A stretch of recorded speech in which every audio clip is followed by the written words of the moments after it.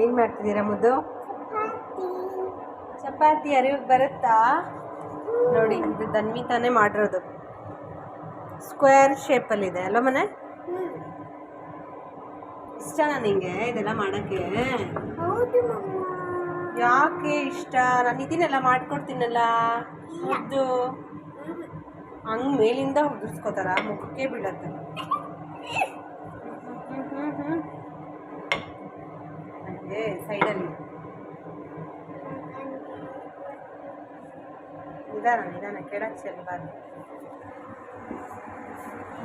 ಅದು ನೋಡೋಕೆ ಹೋದೆ ಸೀದೋಗ್ಬಿಡ್ತು. ಅಯ್ಯೋ, ಸೀದೋಯ್ತು ಗಾಯ್ಸ್.